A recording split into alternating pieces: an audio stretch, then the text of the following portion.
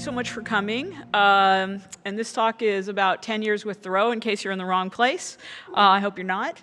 And my name is Tracy Fullerton, and I just spent more than a decade making a video game about a classic book called Walden, or Life in the Woods, which is a pretty crazy thing to have done. And for those of you who don't know, you probably mostly do, but I just want to be sensitive. For those of you who don't know, Walden is a book by Henry David Thoreau, who was a naturalist, a philosopher, and a hermit who lived alone on the shores of Walden Pond in Massachusetts from 1845 to 1847, and he wrote about his experiences there. He wrote about why he went to live there and his thoughts about life and how we should live it. And the game that I made is a first-person exploratory narrative with a light survival set of mechanics, and it's set in an open-world simulation of Walden Woods over the course of Thoreau's first year at the pond. It actually just shipped on Steam on yesterday, and it's also available on itch.io and on PlayStation 4. And it will be coming to Xbox this summer. If you come down to GDC Play, we'll have a booth and we'll be showing the Xbox demo in case you want to check it out. In case you aren't familiar with the game, I want to show a short trailer to give you some context for how it feels.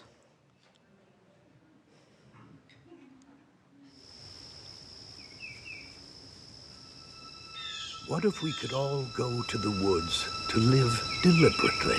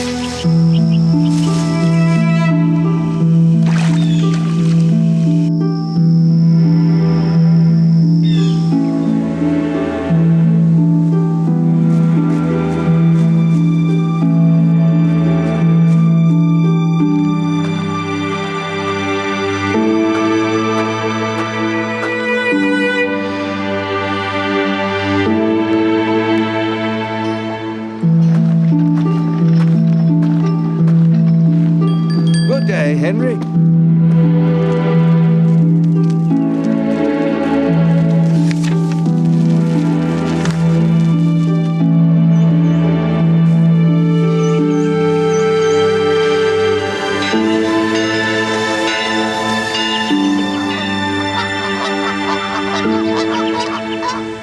Play as Henry David Thoreau in Walden, a game. So the game was produced in my research lab at the University of Southern California, the USC Game Innovation Lab, and it's an independent game. I should note, though, that it's also been funded by some unique sources, such as the National Endowment for the Humanities, the National Endowment for the Arts. Because of that, we're able to make the game free for educators to use in their classrooms. So in case there are any teachers in the room, this is where you can find out about getting copies for your classrooms. So making a game about a famous philosopher-hermit is a bit crazy. I'm going to admit that right off the bat. You might just be asking yourself, why? Why not just make a survival game? Why make it specifically about Thoreau? Isn't he just some stuffy old writer who, if we grew up in America, we were forced to read in high school? Well, the answer to that, for me, lies in Thoreau's philosophy itself and the rules of the experiment in living that he set for himself down at the pond, and the possibility those rules offer to teach us something about the wider palette of challenge and motivation that we as game designers should consider when we're imagining novel game experiences. To begin with, I want to acknowledge that Thoreau and his writing are particularly American in their influence. I've actually taken the game around the world, and I've found that There are many people who know of him as a recluse and a hermit, but outside America, people are not assigned to read him in the way that we are here in our literature classes. So usually, even if people have not read his writings, they'll still know that he went out into the woods and lived in a cabin alone there. And they may actually have a connection to the theme of the book, the themes of the book, which are about finding balance in life and looking for a relationship in nature, because these are actually quite universal, especially today as digital technologies spin our lives faster and faster and farther away from the pace of life in nature. So whether or not the modern themes of living are more simply and sustainably are universal ones, it is, I would say, a particularly American dream to want to go off into the woods and live alone, to be completely self-sufficient and apart from society.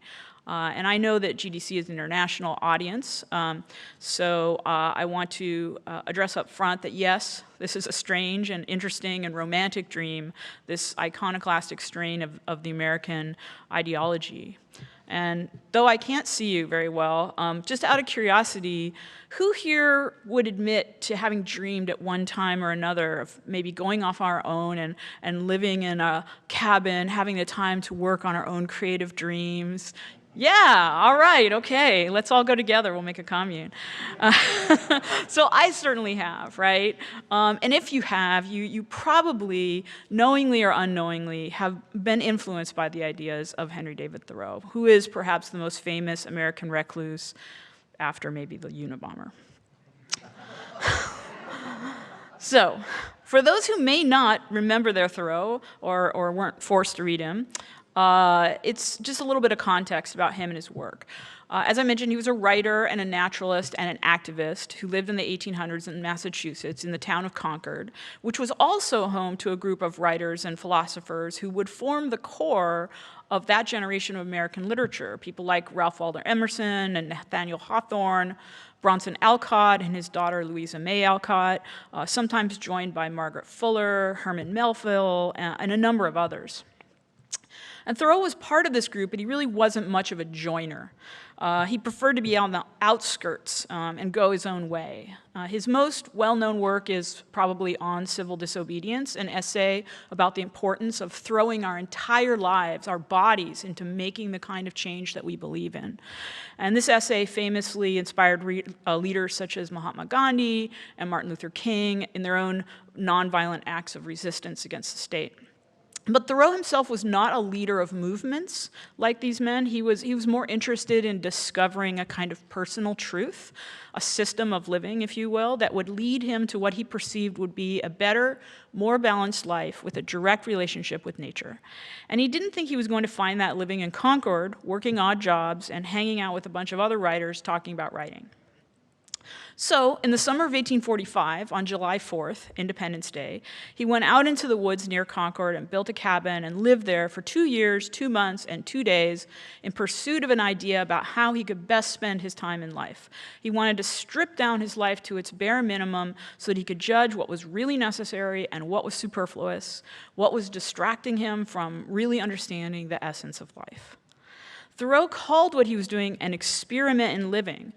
But from a game designer's point of view, to me, it really feels a lot like a game he was playing. The rules were survive on as little as possible, learn ways to optimize your time spent on survival, and invest that time into discovering the secrets of nature. Maintain as high a connection to nature as possible without failing at survival. The natural resistance in the system was twofold. First, time itself is limited. And second, even if you cut yourself off from society physically, your relationships will make demands on you whether you like it or not. In Thoreau's case, he did not divorce himself from society entirely, so he kind of set himself apart from it within walking distance. So these demands actually took more time than we might imagine for someone who we think of as a hermit living out there in those woods. Now, I've actually spent a lot of time elsewhere talking about my personal reasons for choosing this book and this writer to make a game about. And I'm not going to go into that here, but if you're interested in my personal connection to Thoreau and the journey of 10 years of production, I'd suggest watching this talk from Indiecade, which is all about that. Today, what I'd like to talk about is how non-traditional Thoreau's game design was, how he set different motivations for himself as a player, and how basing a video game on this non-traditional set of motivations can produce a very different kind of experience for players. As I mentioned earlier, Thoreau wanted to strip down his life into the barest essentials. He decided for himself these were food, fuel, shelter, and clothing. He lived in the northeast part of America where there are pretty brutal winters, so things like shelter and warmth were more critical than if he'd lived somewhere else. But these basic necessaries of life, as he calls them, are key motivators for him.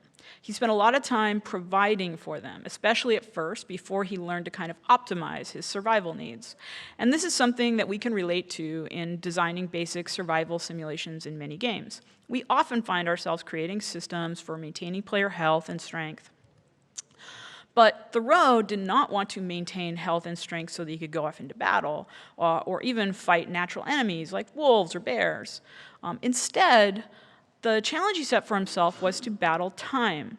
He wanted to optimize his survival needs in such a way as to give himself more time to spend exploring the woods, interacting with nature at all levels, and gaining inspiration from those interactions. He used this inspiration to write pages upon pages and pages of notes in his journal, ideas about what he saw and thought each day, and how his life in nature differed from the life of his fellow men. The reward for Thoreau was not better clothes or a nicer home or even better tools. His reward was a wealth of ideas and experience. So this is where, in the design of Walden a Game, we had to diverge completely from a standard survival game. Once you figured out how to maintain yourself in the woods, the idea now is not how to level up your house and tools or build yourself up as a warrior survivor, but rather to build yourself up as a lover of nature and the world. And in fact, in the game, if you fall into the trap of working too much on your survival, which we absolutely allow you to do, you will find that your life in the woods grows dim and uninteresting. The possibility of the space will literally close down, visually, orally, and in terms of the interactive opportunities. Many players don't realize this is happening right away because they've been trained by virtually all other games that there's only one true path in life, one core set of motivations that games mirror exactly. This belief that more is better, more food, more fuel, better shelter, better clothes, all of these make for a better life. And the value of riches and success are unquestioned in players' minds because most games reward that assumption. If you make a game where more is better, leveling up is good, players feel a sense of comfort with that, and their expectations about what they are supposed to be doing in your game confirm what they believe about life in general. So if your game has no other aim than to make people feel comfortable and confirm their general assumptions about life in a kind of acquisitionist context, this is fine. But Thoreau's experiment was about disproving these assumed constants. His philosophy was directed towards a different and more elusive goal. And because we wanted our player experience in Walden to reflect and in fact embody that difference, we needed a motivation system that would subtly lead players away from standard game goals and those rewards and towards the kind of questioning that had originally inspired Thoreau. We needed to make a game about a unique philosopher exploring the outcomes of an experiment and living under his own special rule set. A traditional motivation and a reward system would not suffice. We had to refer to mechanics like wealth and acquisition, resource management, item collection, leveling up, and the like, allowing players to earn money with odd jobs, farming, or selling your manuscripts, and then using the money you earn to buy better tools or fancy fishing rods or more food storage, or even leveling up your shelter with a nice iron cook stove. But these gestures to traditional game motivation structures, and really to traditional life goals, are a trap in the game. They don't lead to the ultimate prize of play. which was, as Thoreau would have it, a life well lived. What generally happens in the game is that at a certain point, all of a player's inspiration has drained away as they have focused on attaining more things or responding to the demands of NPC friends, family, and colleagues who have literally chased after you out into the woods and demanded that you participate in traditional social structures. Your mentor, Emerson, wants you to keep writing and selling your manuscripts. Your family wants financial aid, financial help with paying their bills, and emotional support, help grieving their personal losses. And the government wants you to pay your taxes like a decent member of society. And you can do all these things in the game if you think that that's right. And there may even be small rewards for you along the way by participating in these to-do items. But the bigger prize for you as a player lies in balancing your time between your goals of self-sufficient survival and a constant, deep relationship with nature and the inspiration it provides. Only by working constantly to sustain this balance will you find yourself both strong and healthy and able to have the time to explore and reflect on nature.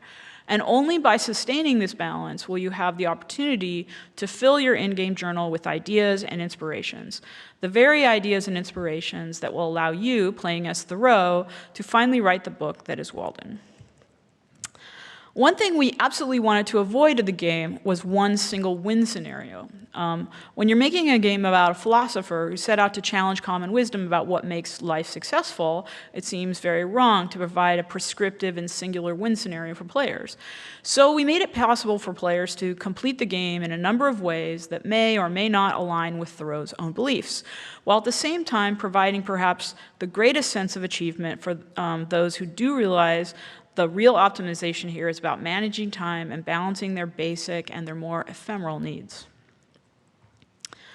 So while one of the different outcomes of the games includes becoming a famous writer and earning substantial paychecks from your editor in New York, traveling to Boston to lecture on your experiences in the woods, to do this, you would actually need to break with your goals of self-sufficiency and buy things like a fashionable suit in order to go and do that lecture.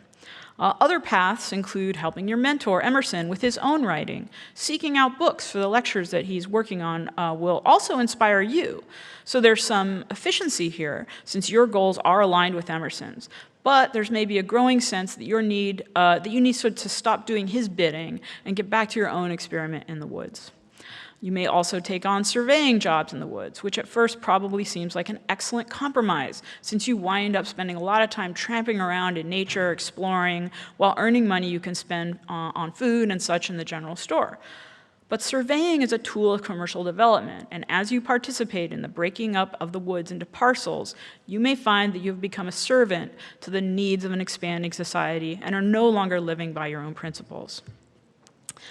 Following Thoreau's passion as an amateur naturalist, you may also spend your time capturing specimens of the wild animals you find in the woods to contribute to the annals of science. This can earn you both a bit of money and some obscure credits in a scientific publication. Again, there's a question of whether you're following the true prize, taking financial reward from nature rather than inspiration. And these are just a few of the possible paths you might follow over the course of the game. The open world design of Walden contains within it an extremely broad possibility space for players to explore this basic question about how best we, or Thoreau in this case, can spend our time. If we choose to focus purely on survival, we will never achieve the larger goal of living an inspired life. If we choose to focus purely on inspiration, we will lose strength and faint away. If we take our direction from the various requests that others place on us, we may find some of what we are looking for, but not all. It is up to each player to discover in our own way our own final reward, which in this case, in this game, actually lies beyond the screen. And that's because the most important thing about game design that I learned from Thoreau in a nutshell, after spending 10 years making a game about a book that he spent 10 years writing, is this. People want all the wrong things.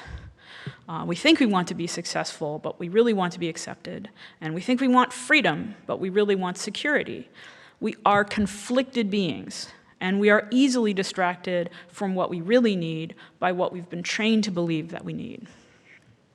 Game players, specifically, have been trained to believe they need rewards, that they need to win, and that they need external motivation to tell them what to do next. And to some extent, that is clearly true. We all need some guidance to help us along, but we don't need nearly as much guidance as we think we do, in games or in life.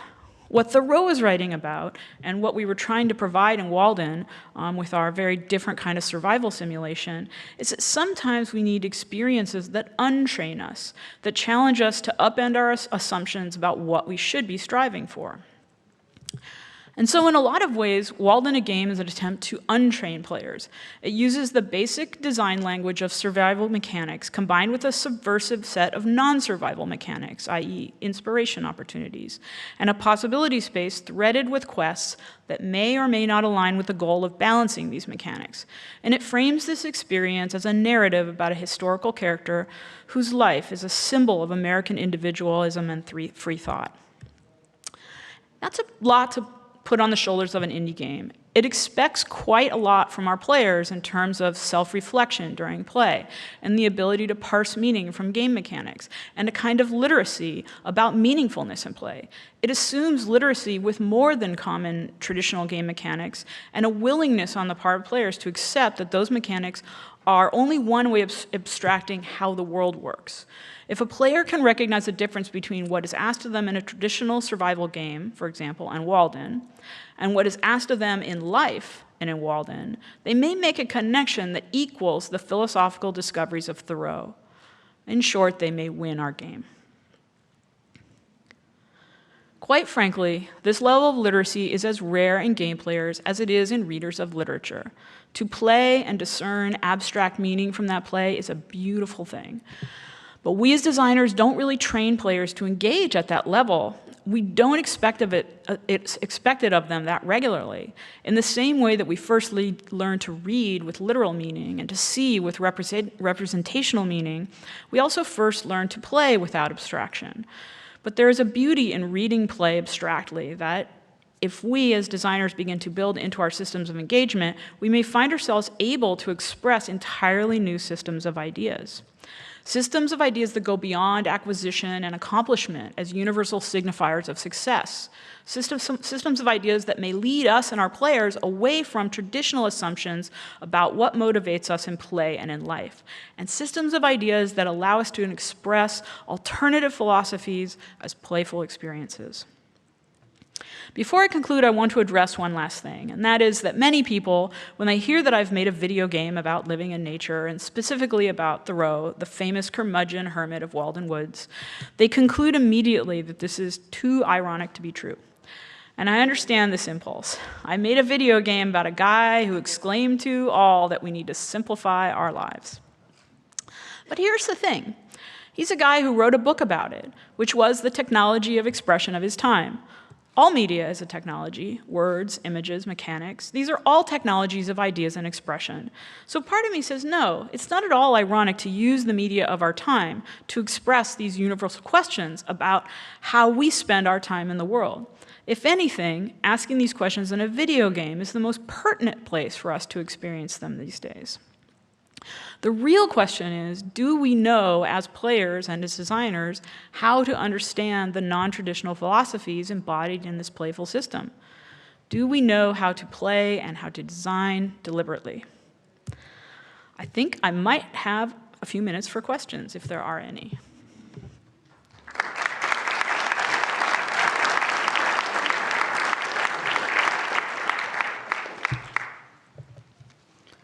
So Thoreau brought his laundry home to his mother so she could do it for him. Can you do that in the game?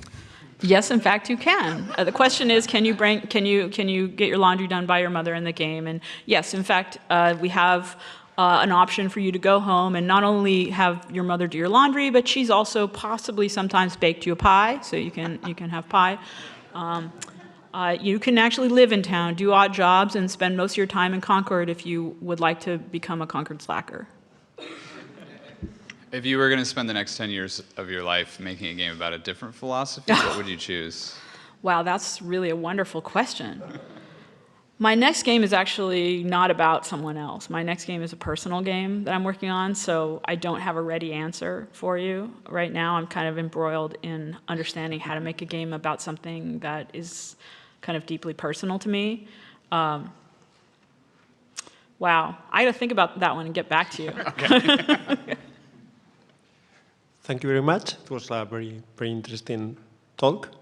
My question is, when you were talking about that is like player follow like the standard path of like leveling up everything, that you will be reducing the space of possibilities of the nature.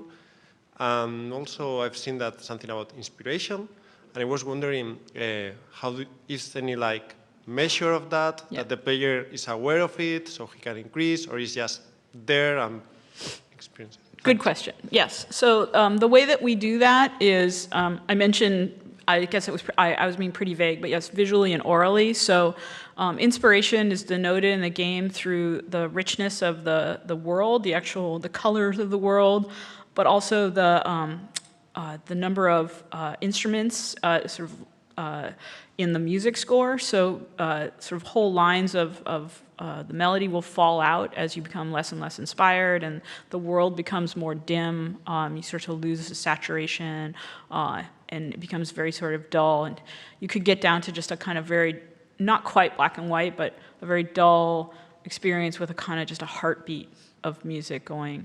And a lot of times people don't feel like, they're not aware of it immediately, but when they talk to you about their experience, they'll say, well, I was just feeling really depressed, and then I just decided maybe I should go take a walk by the water, and then all of a sudden the music came back and I started feeling better. And they, we tried to make it so that it wasn't a meter, right? Because we didn't want a meter of inspiration, but we wanted to have a more subtle kind of system that allowed you to feel when your inspiration was rising.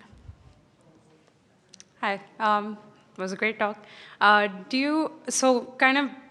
off of that question, are there specific ways for players to self-reflect in the game? Like you said, players say that I took a walk by the lake. Was that like when you asked the players, or is there also a way for them to like self-reflect in the game? Did you design for that in any way? We didn't design a way for them to record it within the game, but the game is paced. Sorry, I'm not repeating the questions. The question is, are there ways for players to self-reflect in the game system? There's two things. One is the journal, which isn't a self-reflection. It's really a collection of everything you've done in the game. So everything you looked at and inspected closely will fill your journal in a kind of procedural list of like your notes of your experience. But then we also just designed the game, just quite frankly, to be paced so that there's a lot of time for reflection. There's even time for reflection when you're doing your basic survival tasks. I don't know about you, but when you're doing things like physical labor, like hammering, right, or sawing or something, there's actually quite a lot of time for thinking, and the same with walking. There's a lot of walking in this game, and we wanted to have that time there so that players could be reflecting as they were engaged in these more mundane tasks of Thoreau's life. Fascinating talk, thank you.